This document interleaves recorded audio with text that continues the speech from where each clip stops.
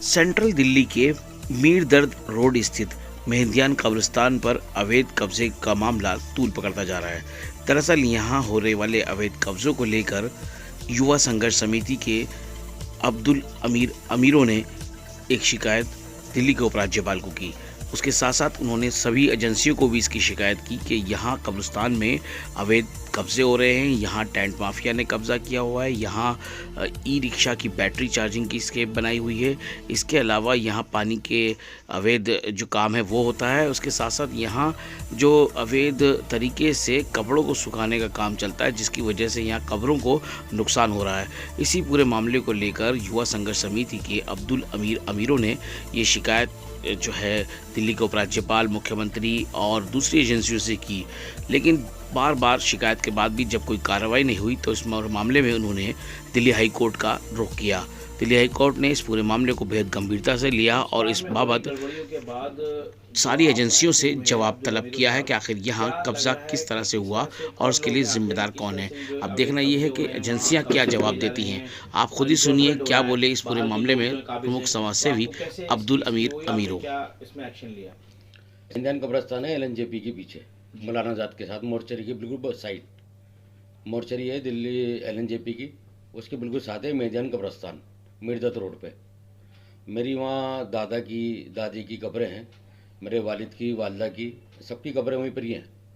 मैं एक दिन विजिट करने गया, कोरोना के टाइम में मैं गया ही नहीं था, बहुत टाइम हो गया, 2 साल से मैं जाना नहीं हुआ। तो मैंने वहाँ देखा, वहाँ पर धोबी घाट बना दिया, धोबी घाट बना दिया, बस सारी डोरियाँ लगा दी और नीचे बुनियाद तो होती नहीं, कब्रों के नीचे कच्ची मिट्टी होती है, वो कब्रें धस रही हैं, घासें लंबी लंबी। मैंने वहाँ शिकायत करी, मैंने भाई क्या हो रहा है, ये डोरियाँ कैसे बन गई? वो कह नहीं जी वो ये हो गया, वो हो गया, वो आड़ा दाढ़ी करने लगे। मैंने कहा देखो तुम इसको सीधा सीधा सही कर लो, मेरी कब्र के ऊपर से ही डोरी हटा दो, नहीं तो मैं तुम्हारे खिलाफ कानूनी कार्रवाई करूँगा। मैंने इनको समझाया, इनके समझा नहीं। मैं 2-3 दफ़ा फ़ोन भी करा, मैं गए भी, मैं बार बार कहकर आया, लेकिन उन्होंने मेरी बात को सुना नहीं। मैंने इसके अंदर फिर एक कंप्लेंट बनाई और मैंने सीधी कमिश्नर को, गवर्नर को, सबको चिट्ठी डाली और मैंने इसके साथ ये फ़ोटो लगाए, इंक्लूज करें। देखो कब्रों के ऊपर इन्होंने कपड़े फैला रहे हैं, ये धागा है, हॉस्पिटल के कपड़े धुलते हैं, सारे गंदे कपड़े वहाँ हॉस्पिटल के होते हैं, पाक ज़मीन पे, कब्रों के ऊपर, हमारे पुरखों की ज़मीन पे, पुरखों की जगह पे वहाँ कपड़े फैला रहे गंदे कब्रस्तान के। अब मैं आपको दिखा दूँगा, बिल्डर माफिया वहाँ अंदर घुसा हुआ है, टेंट माफिया, ये गाड़ियाँ खड़ी हो रही हैं, पार्किंग हो रही है, ई रिक्शा वहाँ चार्ज होती है, पार्किंग होती है, बाहर के लोग, कब्रस्तान के अंदर के एरिया है। ये टेंट वाले का है, ये टेंट वाले ने अंदर कब्जा करी हुई जगह, टेंट का सामान रखते हैं यहाँ पर पूरा, शादियों का टेंट, शादी ब्याह की टेंट की जगह ले रखी है। मैं आपको दिखाता हूँ पानी माफिया, ये देखिए, ये पानी माफिया वहाँ अंदर है, खूब बोतलें भरती हैं, वहाँ से जाते हैं, कोल्ड ड्रिंक वाले को दे रखा है, कोल्ड कैंपा वाले को। फिर इन केस क्या है, बाहर की दुकानें जो हैं, डॉक्टर लाल पैथ की दुकान खुली हुई है, जनरल स्टोर खुला हुआ है, रात को भट्टी लगती है तंदूरी चिकन सीखने के लिए कब्रस्तान के अंदर, सोडा पानी वहीं से हो रही है, शराबें पी जा रही हैं अंदर, इनको मना करने के बाद भी नहीं माने जा रहे।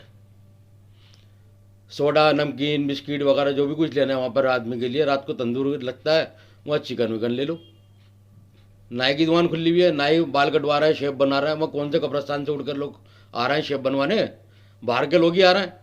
और जितने भी वहाँ डॉक्टर हैं या कोई प्रैक्टिस कर रहे हैं, सब वहीं आ गए, सोडा पानी पीते हैं, दारू पीते, चिकन टिक्का का मतलब है कब्रस्तान के अंदर। उनको लेके मैंने गवर्नर साहब को चिट्ठी लिखी, सीएम साहब को डाली, मैंने रीजन कमिश्नर को दी, एमसीडी कमिश्नर को दी, पुलिस कमिश्नर को दी और दिल्ली वक्फ बोर्ड को दी कंप्लेंट। मैंने इनको कंप्लेंट बना के भेजी 6-10 को, इन्होंने कोई सुनवाई नहीं करी। मैं बाहर गया, बातचीत करी, लेकिन इन्होंने कोई सुनवाई नहीं करी, किसी डिपार्टमेंट ने नहीं सुना, ना पुलिस ने सुना, ना एमसीडी ने सुना। फिर मैंने इसके 25-10 को फिर कंप्लेंट लगाई, रिमांडर दिया।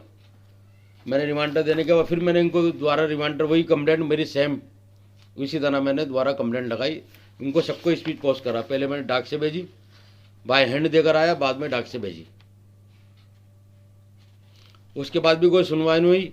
मैंने फिर महीना भर इंतज़ार करा, इसके बाद उन्होंने कोई एक्शन नहीं लिया। फिर मैंने हाई कोर्ट में एक एप्लीकेशन लगाई, PIL डाल दी। अच्छा, ये आपने महकमों को बराबर चिट्ठियां लिखी, पुलिस को भी लिखा और दिल्ली वक्फ बोर्ड को भी लिखा, लेकिन किसी तरह कोई एक्शन नहीं हुआ। कोई एक्शन नहीं हुआ, किसी ने पूछा ही नहीं, मतलब कोई रिएक्शन भी नहीं हुआ उस पर। कोई रिएक्शन नहीं, कोई पूछा नहीं। भाई तो आपने कंप्लेंट दी, अपने बयान दे दो या कोई बात कर लो, क्या प्रॉब्लम है, क्या दिक्कत है।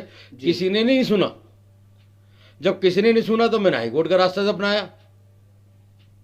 मैंने हाई कोर्ट में इन सबको पार्टी बना दिया, गवर्नर साहब को, CM साहब को, डिवीजन कमिश्नर को, दिल्ली वक्फ बोर्ड को, MCD कमिश्नर को, MCD पुलिस कमिश्नर को बनाया, MCD कमिश्नर को बनाया नॉर्थ को, दिल्ली वक्फ बोर्ड को पार्टी बनाया। तो आज तारीख पे हेयरिंग थी, अपने कोई सरकारी वकील आए नहीं थे, डिवीजन कमिश्नर की तरफ से कोई नहीं था, ना दिल्ली वक्फ बोर्ड की तरफ से था। इनको फ़ोन करो और सबको यहाँ लंच के तक रखो। फिर बाद में वकील साहब का फ़ोन आया, उन्होंने बताया भाई इन्होंने आज सबको लताड़ पिलाई, तो कम से कम कब्रस्तान की जगह तो छोड़ दो, जो मरने वाली जगह है। दुनिया जान में तुमने सब जगह एक्शन ले, तो ये कब्रस्तान में क्यों नहीं लेते। फिर अब कोर्ट में क्या रहा, डेट आगे बढ़ी, क्या रहा? कोर्ट में ये हुआ जी, सबको नोटिस दे दिए, हाई कोर्ट की तरफ से सबको नोटिस दे दिए, स्टेटस रिपोर्ट दाखिल करिए 24 जुलाई तक की। 24 जुलाई तक जो है रिपोर्ट देनी है। रिपोर्ट दाखिल करेंगे, वहाँ स्टेटस रिपोर्ट देंगे सारी, वहाँ क्या पोजीशन है, क्या है चीज़ें, क्या क्या नहीं है, वो सारी चीज़ें जानकारी देंगे। ये हमारे नेताओं की कमी है। जो हमारे इलाके के विधायक हैं, ये उनका काम है। इलाके के काउंसलर है, उसका काम है। ना तो कोई विधायक काम करके राजी, ना कोई काउंसलर करके राजी। इलाके में सफाई करा दे, मस्जिद के आगे जुम्मे वाले दिन आज हमने सफाई करा दी, हमने लाइटें लगा दी, हमने सड़कें बनवा दी, ये तो आम बात है। बेसिक काम क्या करा है इन्होंने, MLO ने, काउंसलरों ने बेसिक काम क्या करा है, इलाके में क्या दिया है।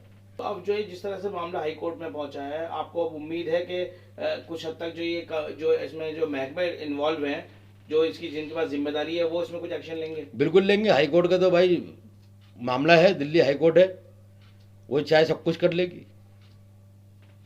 दिल्ली कोर्ट पे, हाई कोर्ट पे मेरे को यकीन है, हाई कोर्ट बिल्कुल एक्शन लेगी, बिल्कुल लेगी।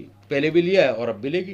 कहीं ना कहीं जो ये इस तरह की चीजें, कब्रिस्तान के जो पवित्र हिस्सा है, ये जो है कब्जे से हटेगा। भाई कब्जे से हटेगा, हमारे पुरखों की जगह है, हमारे पुरख वहाँ रहता है, हमें भी वहीं जाना है, हमें भी मरना है, ये सबको मरना है, वहाँ पर जाना है, सबको मौत है, आखिरी आनी है। लेकिन इतना करप्ट कर रखा है, तो करप्शन कर रखा है, धोबीघाट बना हुआ अंदर।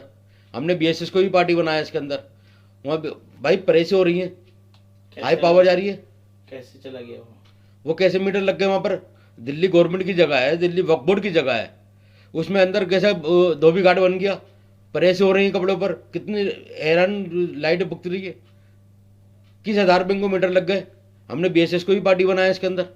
बिल्कुल हरकत में बरकत होती है, अल्हम्दुलिल्लाह। जब काम करेंगे, अंजाम देंगे, काम को अंजाम देंगे, मेहनत से काम करेंगे, नीयत साफ होगी। हमारा कुछ में पर्सनल लाभ तो है नहीं, मेरा पर्सनल लालच हो ना दिल्ली के कॉर्पोरेशन में है मेरा, ना मेरे मैदान में। मेरे बड़ों की जगह है, मेरे पुरखे वहाँ रह रहे हैं, उनकी बेउम्मीदी हो रही है। कोई इस चीज़ को नहीं देख लिया, कोई MLA नहीं देख लिया, कोई काउंसलर नहीं देख लिया, ना इलाके को और भी NGO हैं और भी कमेटियाँ हैं।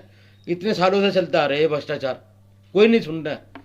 आखिर मैंने कुछ हौसला करा है, जहाँ करप्शन होगा, कहाँ भ्रष्टाचार होगा, जहाँ इससे बदनिज़ामी होंगी, इसके खिलाफ मैं आवाज़ उठाऊंगा दिल्ली के अंदर, चाहे कुछ भी हो जाए मेरे साथ। मेरी एक जान है, अल्लाह ले ले, ये बंदा ले ले। मेरे पीछे दुश्मन लग गए, मेरे पे एलिगेशन लग रहा है, लगाओ, मैं डरने वाला नहीं हूँ। मेरी एक जान है, बंदा ले ले या अल्लाह ले ले, मैं नहीं छोड़ूंगा किसी को। मैं टीम में मेरे तहत पूरी तैयार है, मेरे पूरे इलाका तैयार है, मेरे सारे यार दोस्त, मेरे RW चलाता हूँ, NGO चलाता हूँ, सारे लोग मेरे साथ तैयार है। मैं कोई डिसीजन अकेले नहीं लेता, सारी टीम बैठती है, टीम बैठने के बाद डिसीजन लेती है, उसके बाद एक्शन देती है। उन्होंने मेरे को जिम्मेदारी दी, मैं अपनी कमेटी का भी शुक्रगुजार हूँ, अपने इलाके का शुक्रगुजार हूँ। इन्होंने मेरे को जिम्मेदारी इस काबिल समझा, मैंने इस काम को अंजाम दिया।